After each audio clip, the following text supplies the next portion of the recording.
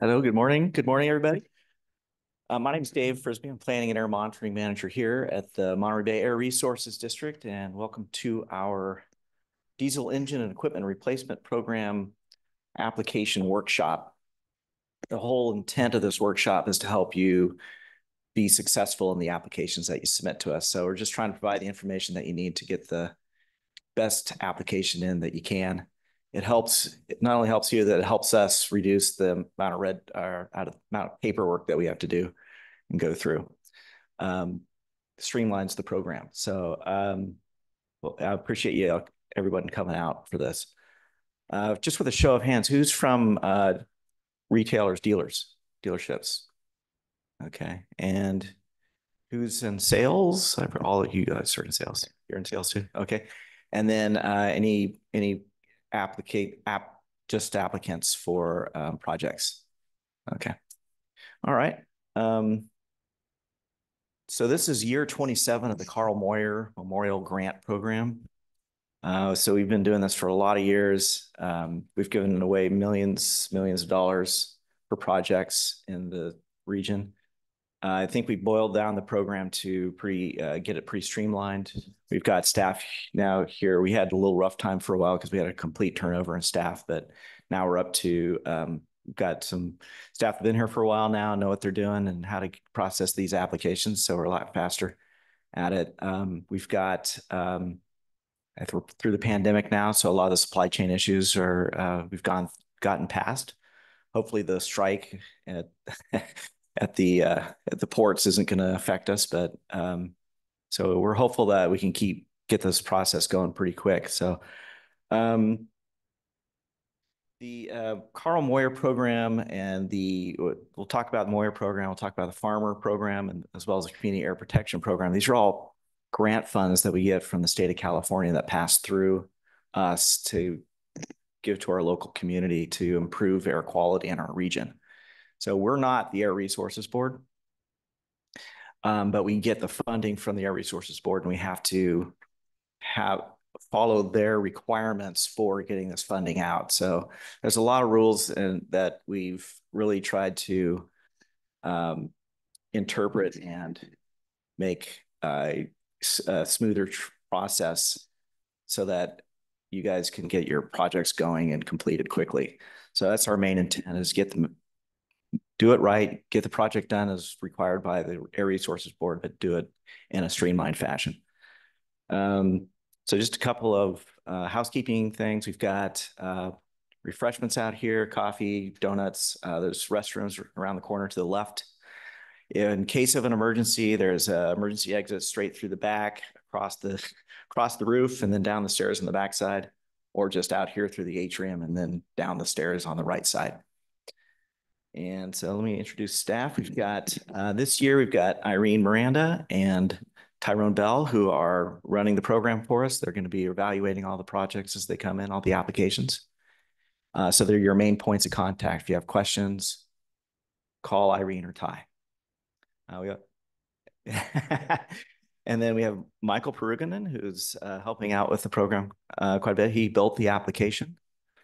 We've got Eddie and Eli in the back.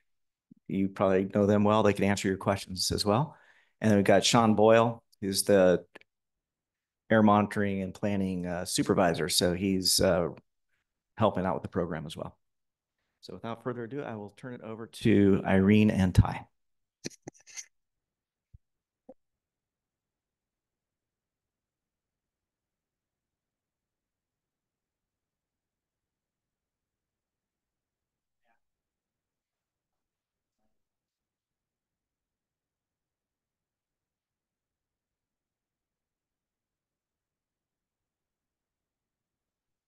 Good morning. Thank you for the introduction, David. So Tyrone Bell, Air Quality Planner here at the Air District. So just a quick outline of what we're going to go over.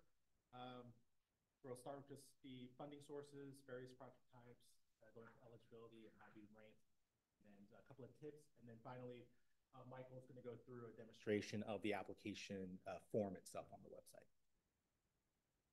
So to begin with, what is the Diesel Engine Equipment Replacement Program? This is a program that provides grant funding to encourage the voluntary purchase of cleaner than required engines, equipment, and emissions reductions technologies. The most critical component of this program is that it is replacing surplus emissions. So these are emissions that are beyond what's already required by laws or regulation. So we can't fund something into compliance, in other words. And this mostly applies to like marine vessels and stuff because they have like commercial hovercraft regulations, compliance states, and maybe some fleets that have some fleet compliance states. Diesel engine equipment replacement program, or DEERP, it's funded by a couple of different state-funded sources, as David mentioned. First being the Carl Moyer Memorial Grant Program, or Moyer, or CMP for short. Next, the Funding Agricultural Replacement Measures for Emissions Reductions Program, or just Farmer. And we have allocated roughly $2.4 million combined for both of those funding sources. Our third funding source is our Community Air Protection Program. This one is pretty restrictive as far as eligibility. The equipment must be stored or used in a priority population, such as a disadvantaged community. And we will fund projects on a project-by-project basis as funds become available. So I just mentioned CAP is focused on priority populations. This is a map of the areas within our air district that are designated as disadvantaged communities, which are visible in the green shaded zones. The blue is low-income areas. Again, we're really only focusing on the green areas. So there's a map you can look at both on our website, or you can just Google the California Climate Investments Priority Populations Map to get to this map. You just type in your address or your customer's address of where their tractor is located or whatever heavy-duty equipment they have. And it has to be located within that green zone. It can't be on the edge. It can't be close to it. It has to clearly be within that zone. Hi, I'm Irene Miranda, and I just want to give you guys an idea of the project types that we're going to focus on here in our region. So the Carl Moyer program is statewide, and there are a variety of types of projects. But here at MBARD, Monterey Bay Air Resources District, you can see in yellow, it's Santa Cruz, San Benito, and Monterey counties. And in our area, important industries are ag and marine. So those are the projects that we're going to concentrate on here to benefit our region. So things that we would include in project types that are eligible are irrigation pumps and marine vessels, not the vessel itself, but the engines. And then majority of the projects are typically mobile off-road equipment like tractors. But it also includes non-agricultural like construction equipment like forklifts. And then coming up this year soon, we're right in the middle of developing a new project type, and that's agricultural utility terrain vehicles. So there are, as a lot of you guys know, there are all electric UTVs out there for ag use. And we'll talk more about that. So top left is a diesel engine irrigation pump replaced with the all electric pump.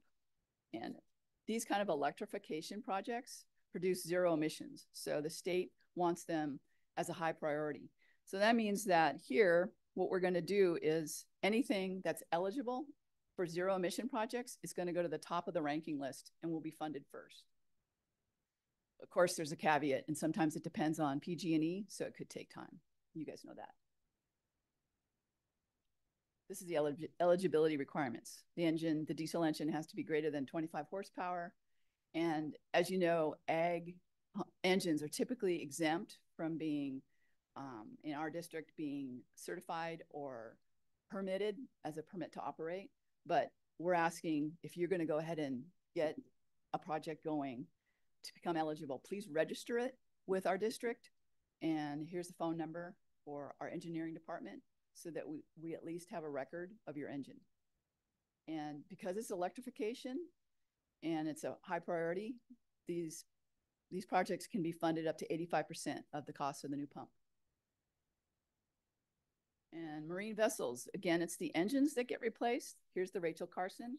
And it had 2 diesel engines. And in 2017, we were able to replace both engines. And they now are, let's see, I think it's 750 horsepower. Yeah, there's 750 horsepower Challengers, both of them.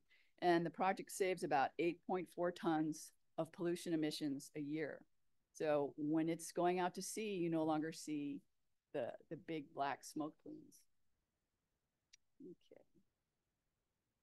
So this is what we're typically seeing as mobile off-road. Row crop and crawler tractors are very typical. This cat crawler was recently replaced with a 520 horsepower 9RT. And what we hear often from farmers is that because they're getting grant funds, they can get the highest horsepower tractor on their farm, and it can change their business because then they can use bigger implements that are more efficient. And we'd like to help you with that. Again, for eligibility, the old diesel engine needs to be greater, at least 24 horsepower. And if you have a fleet that is doors required and have to register with doors, then you'll have to have that registered and show us how that works. And Ty's going to talk more about that. The funding is up to 50% of the cost of the new equipment, as high as $150,000, unless it's electrification, and then it gets to be 85% of the new equipment. So as Erin mentioned, this is a new project type that we're still developing or hoping to launch it into this year. So for agricultural UTVs, they do have to be used for ag purposes only. So no joyriding in Hollister off-road park or anything in these equipment. So your baseline is a replacement incentive. So your baseline needs to be either a UTV or it can be a small tractor less than 25 horsepower, which would also still have to be replaced for a zero emission UTV. We don't have like incentive amounts or anything like that nailed down yet. So just make sure you're signed up for our email list and we'll send out any updates on there. So these are the general requirements for all project types, regardless of the individual project types that Irene just went over. This isn't an exhaustive list, of course, so the full list of requirements are available on our website in the application form. So the main point we're going to keep emphasizing is that it does need to be realized surplus emissions, meaning beyond what's required.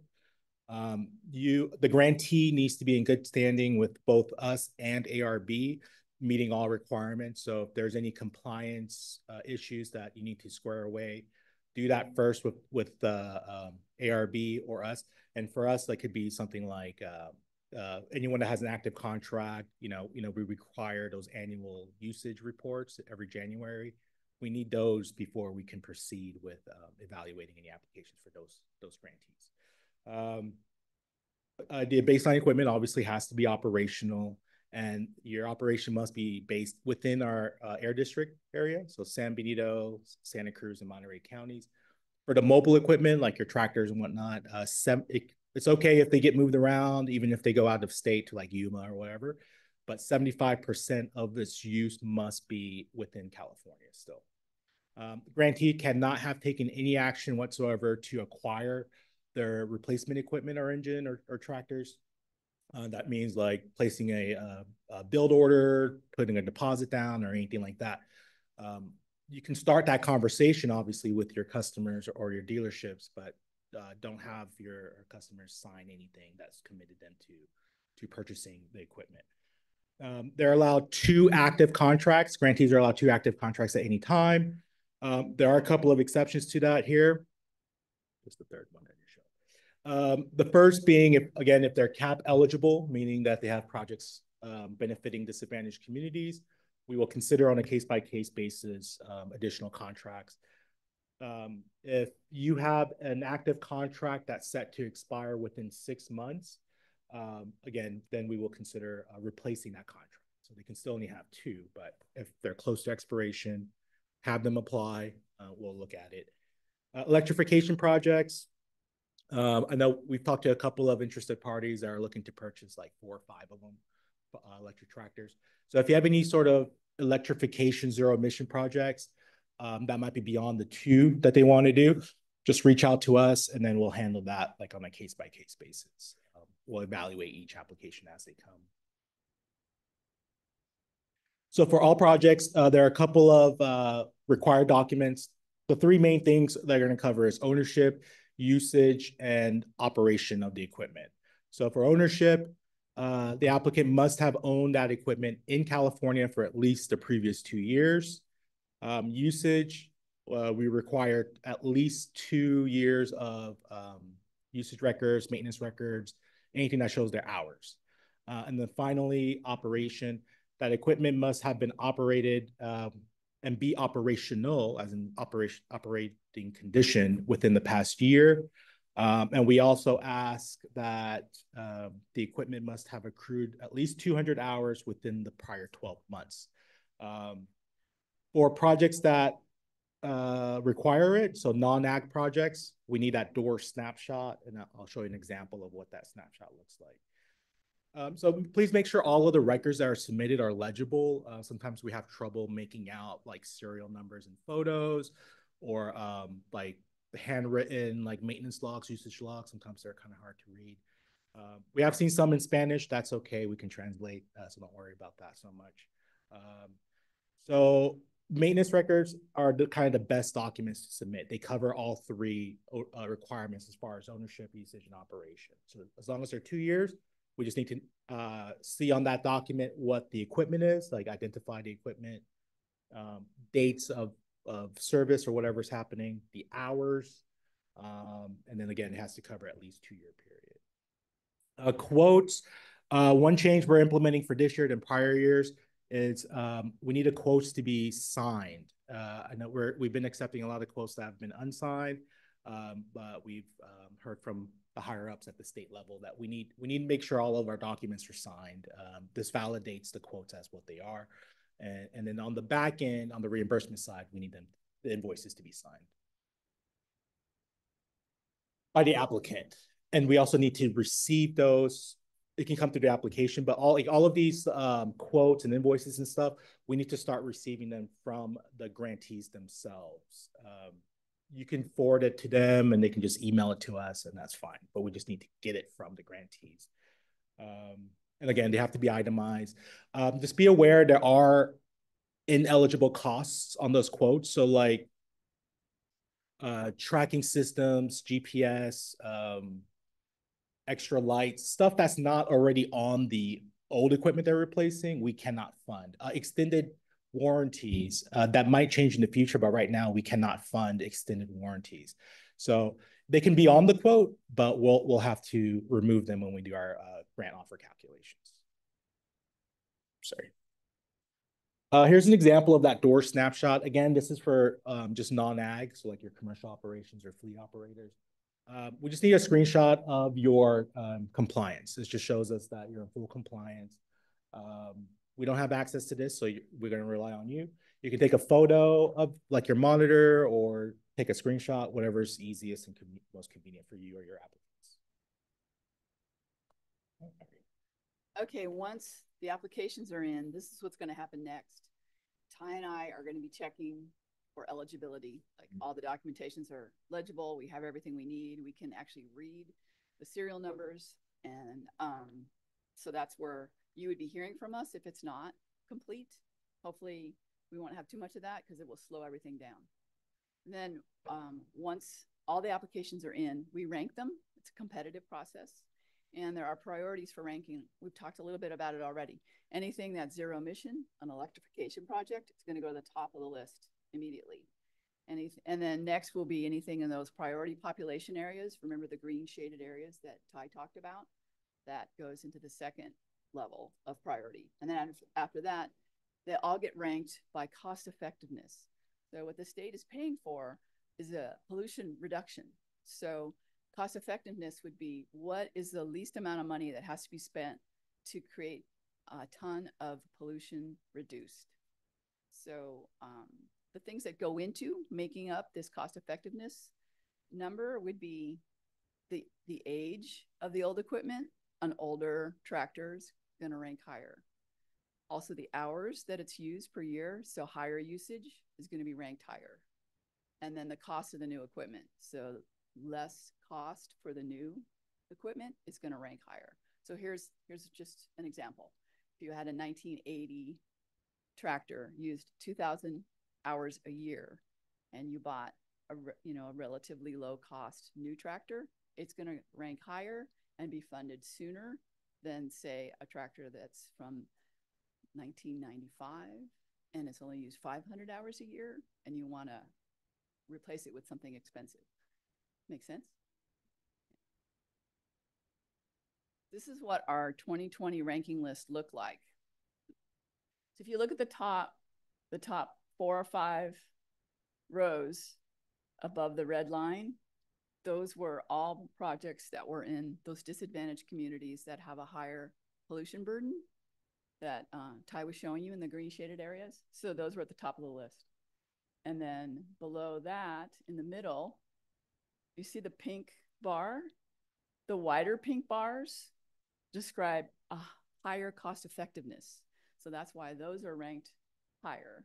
And then we go down the list to lower cost effectiveness.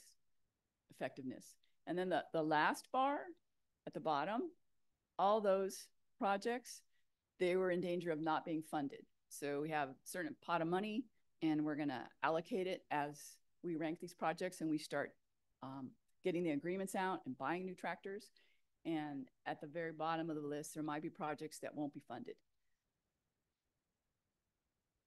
Here's our timeline.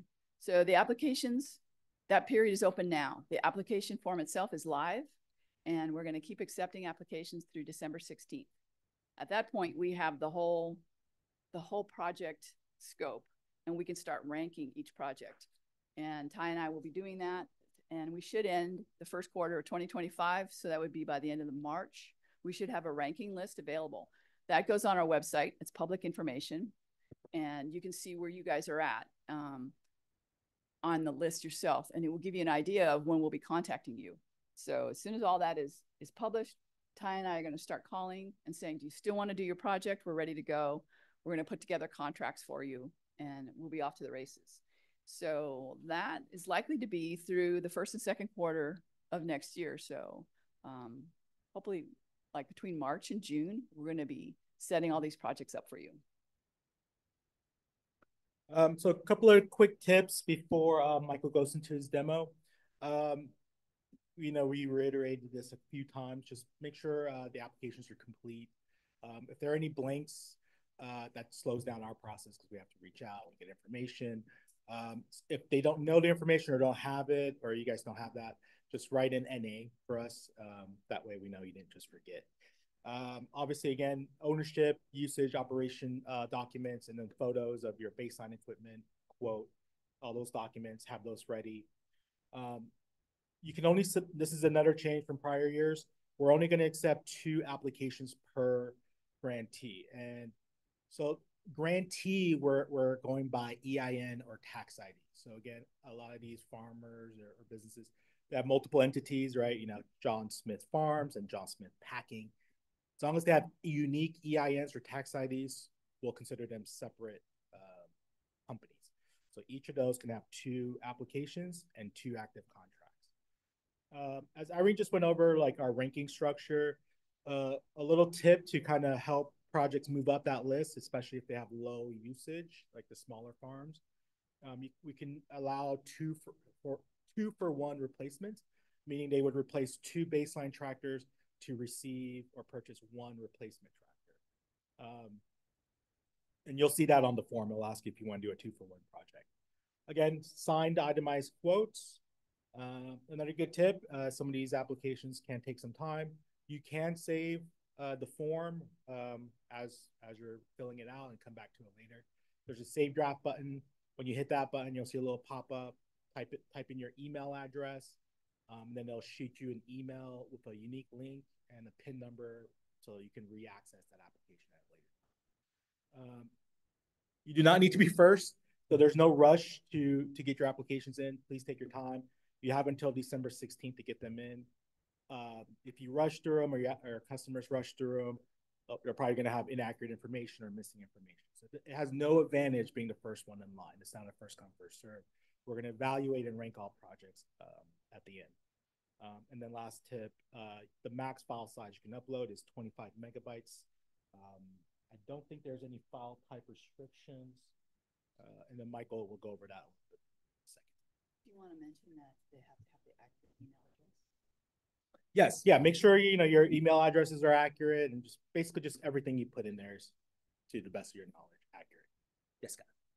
So is it a hard deadline of making your application incorrect? And we'll say mostly correct. I mean, we'll always work with you, and yeah, if we have to make corrections or changes, that's totally fine.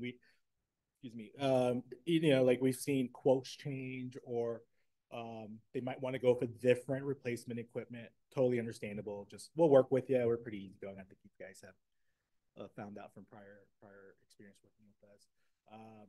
And yeah, if something's wrong, we're not gonna like just reject the whole application because you got like the serial number wrong or something on it.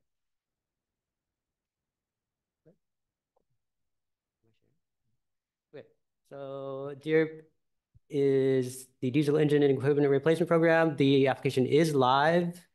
The application period will end December 16th, 2024. You can click any of these links, this one, or this one over here to access the application. Go ahead and access that.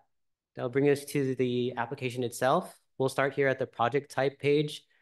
We'll go ahead and select the appropriate project type. By show of hands, how many people would be interested in an agricultural pump replacement? No, none. How about a marine engine replacement? We got one over there. Okay. And then an off-road equipment. Off-road equipment.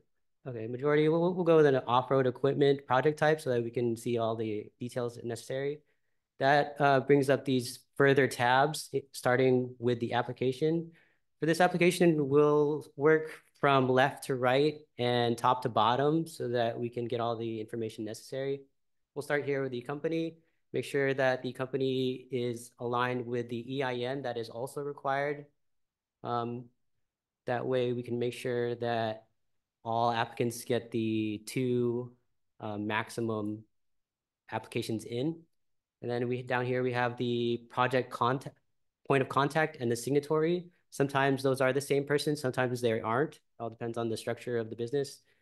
And then underneath that, we have the address for the company. And then at the bottom is the dealership information, which is the dealer representative and the address for the dealership. And then next tab over, we have our equipment information. So this, let's say that we do an agricultural replacement, and we'll just do a one for now.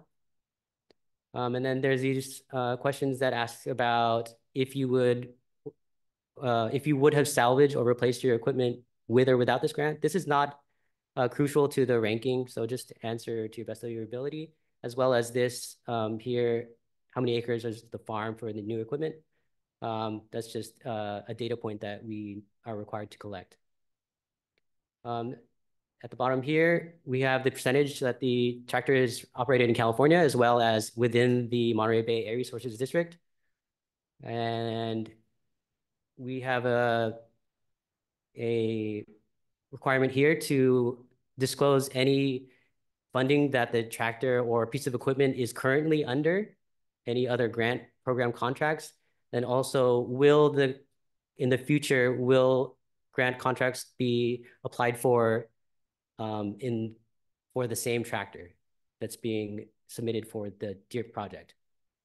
And then underneath that, we do have, if you do say, yes, there is other funding, you go ahead and list the funding here, as well as here, if you will be applying for other funding, you list that here as well. Underneath that, we have the primary operating location. This is the street address, as well as the coordinates. If you use this current location tool, that will be the current location that this application is being processed right now. So where I'm sitting currently. If you specify the coordinates, that will allow you to choose a location other than where you are currently.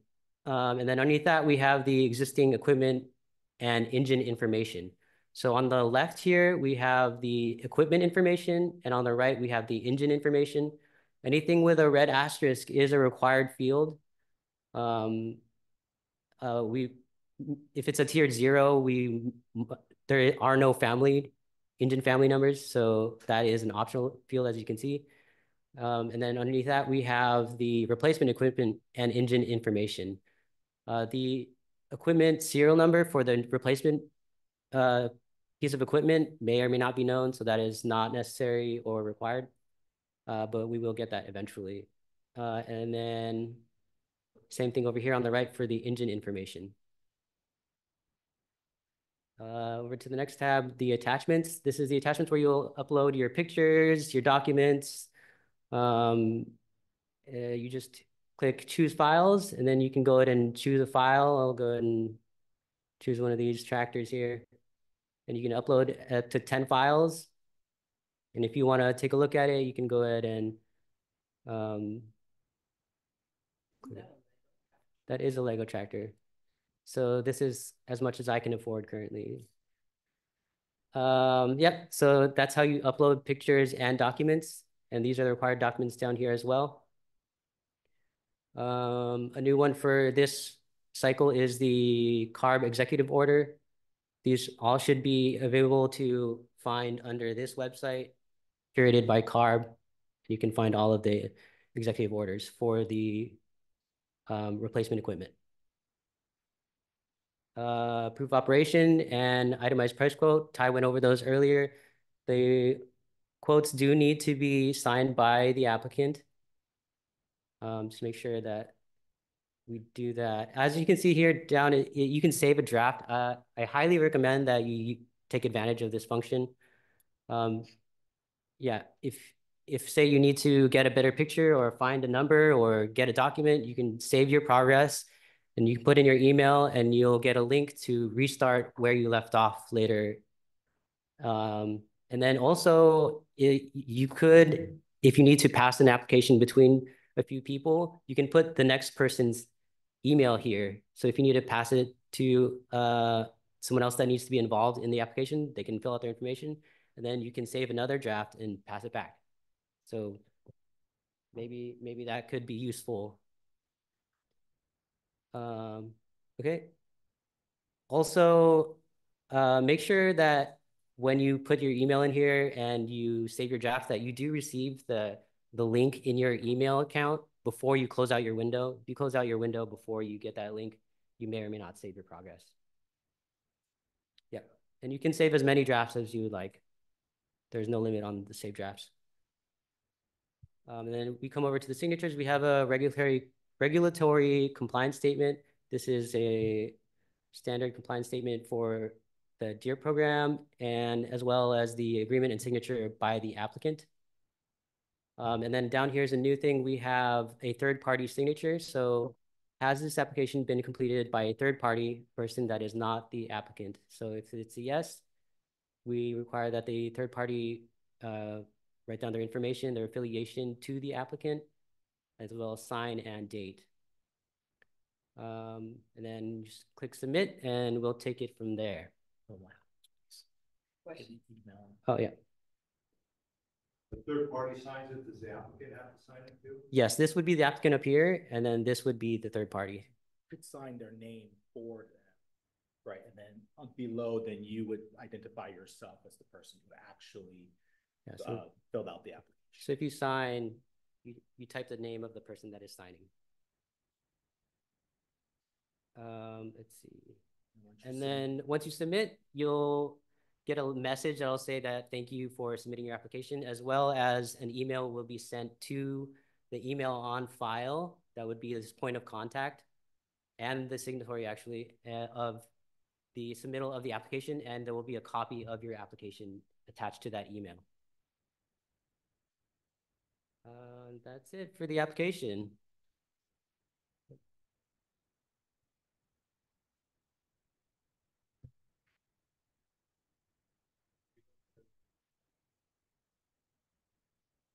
We could. Yeah, we should definitely do that. I'll do that.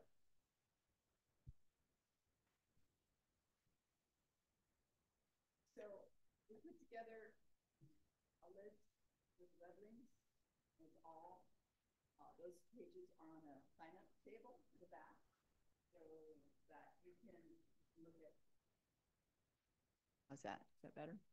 So in the back of the room at the sign-up table, you're going to see a sheet with all the web links to the CARB program guidelines, to help you look at off-road diesel regulations to make sure you're in compliance. Same thing with commercial harbor craft regulations. They've been updated recently, so if you have questions about whether or not you're in compliance with that, you can call us. And we mentioned getting on the mailing list link, particularly if you want to find out notifications, like when the ranking list is ready or when we have our program for the UTVs ready. If you get on the mailing list, you'll get an automatic notification. And then if you want to check to see if your fields, your business center, your packing area, or your lot where your tractors or equipment are stored, if any of those are in the priority population areas, you can look at this map. So you can get the web link from our back page and type in the address, and it will tell you if you're in that priority population or not. And then as far as finding engine family numbers, there's also a link to that website. At the top, on the QR code, you can take a picture of that, and that will send you straight to the application. And so here's some contact information for Ty and I. We also have our cards on the back of the table, and we're here to help. So this is a good time for questions. Do you guys have any? Can we help you out?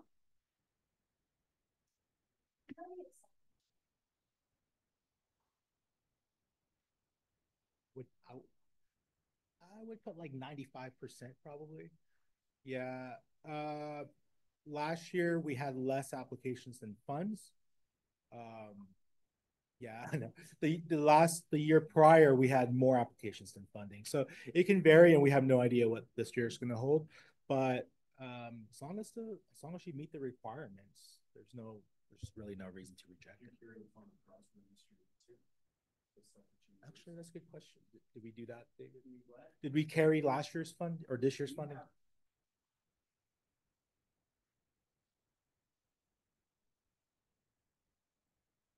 Bring us projects. Yes.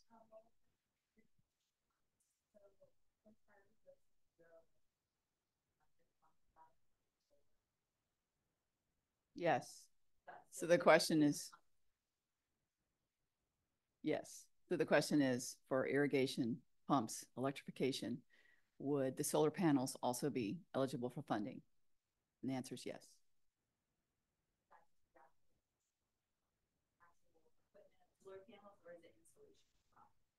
I don't know. David, do you know? That's a good question.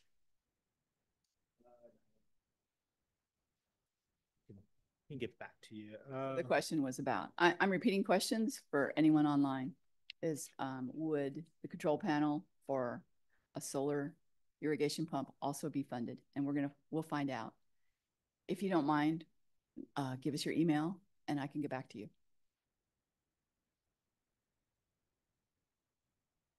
Anybody else? I'm sorry, Steve? No? Hi.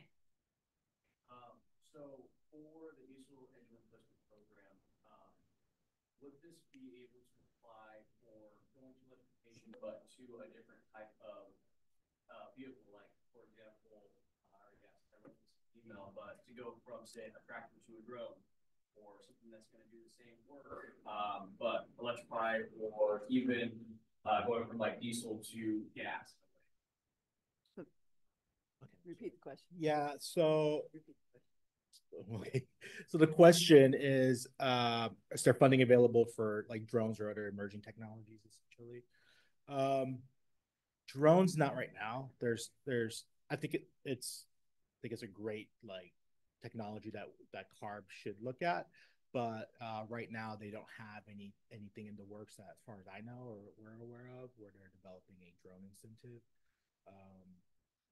There are possibilities, I think, through CAP, possibly some emerging technologies, but CARB said no drones. Would that also be available though for semi-trucks, getting rid of semi-trucks?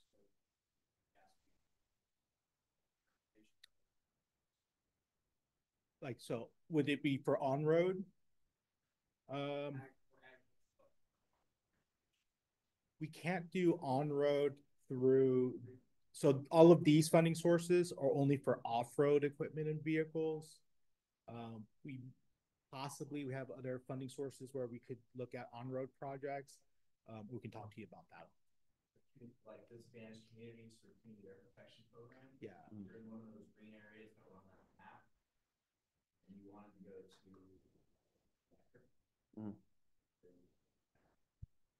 Yeah. Not gas. Diesel gas.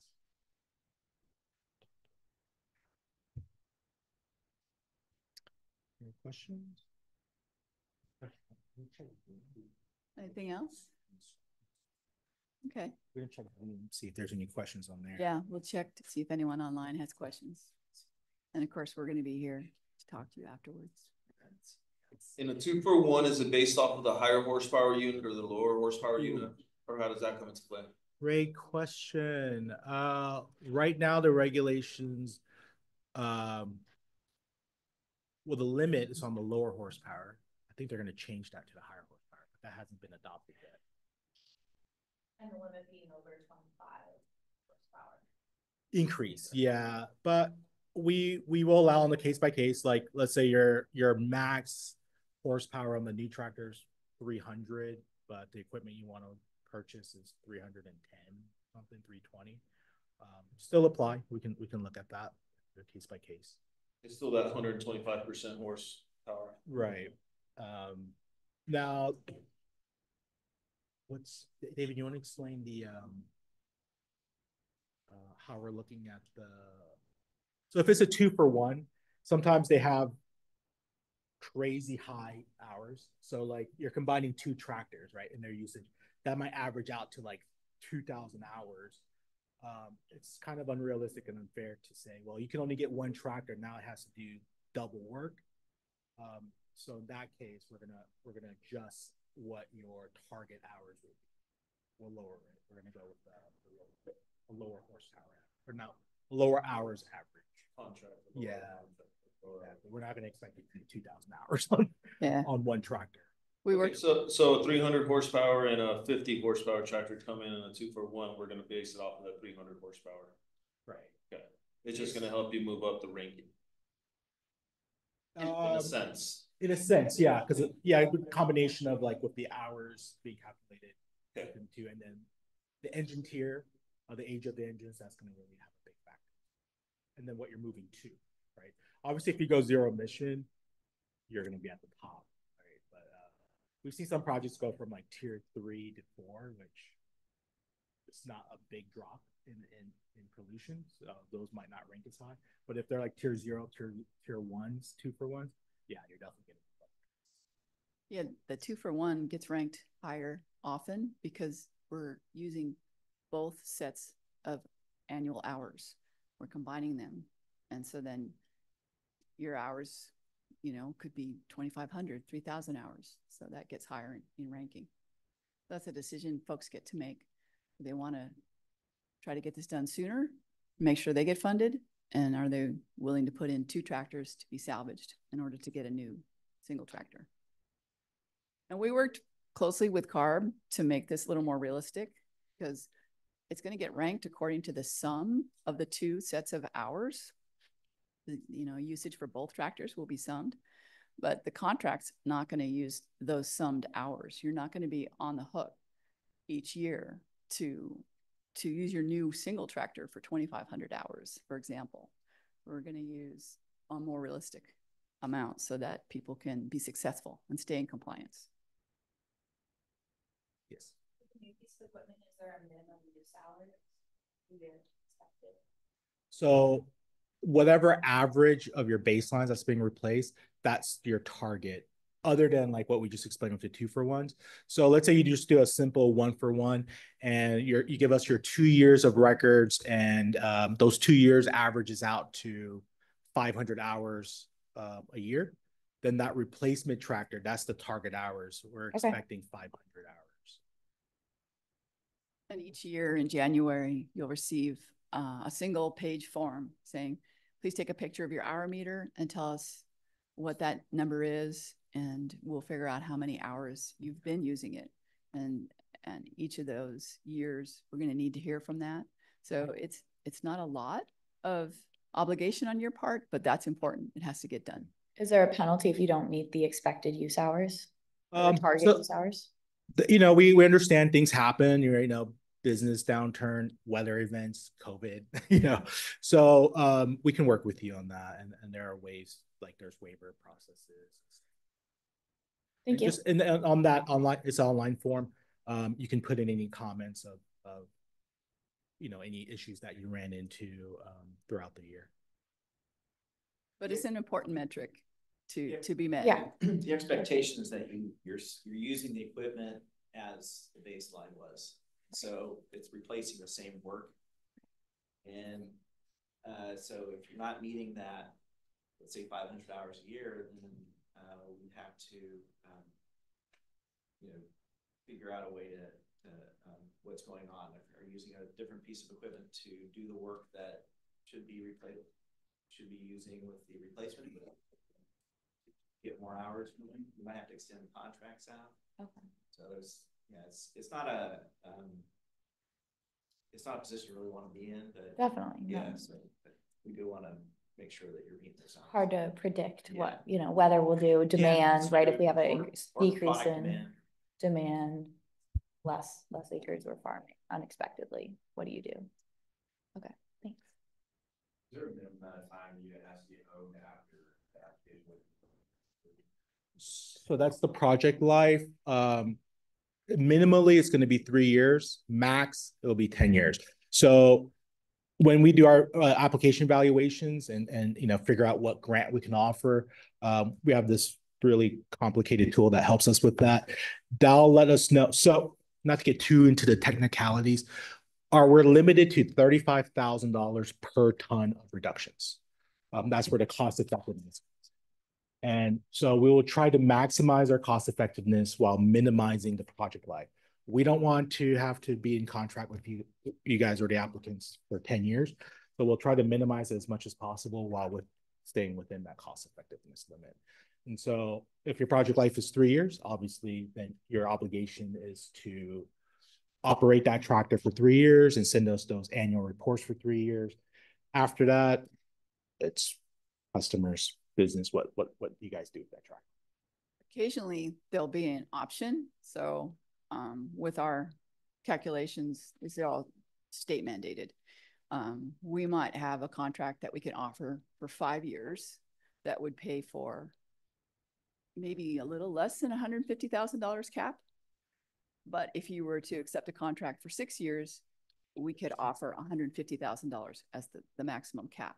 You get the idea? So we can tell you some options, but the minimum right now is contract life of 3 years. That means you're going to own and insure that tractor and use it for those 3 years.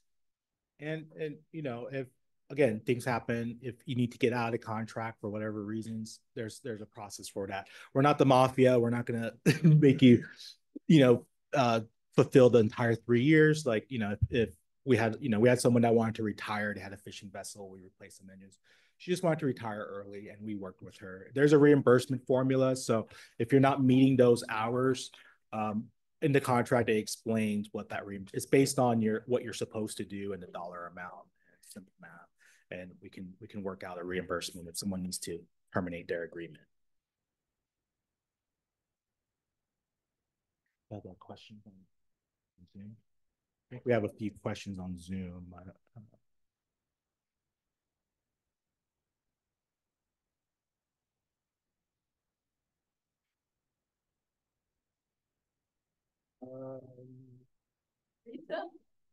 Wika, looks like you have your hand up. Do you have a question? Oh, I was just trying to stop your presentation earlier because we couldn't see anything on Zoom. You weren't showing the screen. That's what I raised my hand for at the time. Oh, sorry about that. I believe it's recorded, so we will have it posted on our website. So if you want to watch. No, I know it's recorded, but the fact is when you were showing the application, all we could see were the three of you. We weren't seeing the screen. So, but But I do have a question is if you'll be providing a Word version of the grant so that we don't have to share within the application form. It's just a little easier when you have multiple people working on a grant if we can work on our own Word version. No, unfortunately, the grant can only be submitted online through that Laserfish. No. I know the grant can only be submitted online, but it's easier to have a Word template to work on, and then we can upload the final. But I'm just wondering if you have a Word version that you started with that you can just share with everybody. We don't have a Word version, but we can maybe produce one for you. If you could write your email in the chat, we can email you like a Word version. I already emailed you, Ty, when I was trying to let you. Okay, I'll check the email when I get a chance. Okay, thanks.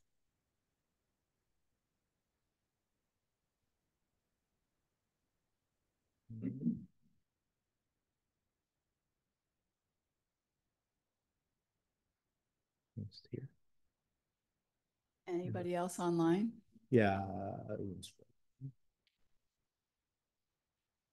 We're just going through our chat list here.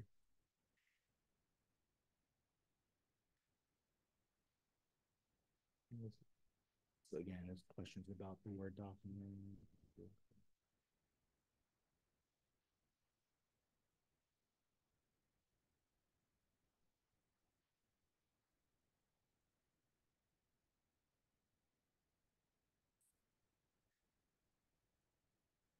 Yeah, it's unfortunately, a lot of comments about the screen. Sorry about missing that for folks who are on Zoom. If you have any questions or you want help with that application, just reach out to Irene or myself and we can help you out one-on-one.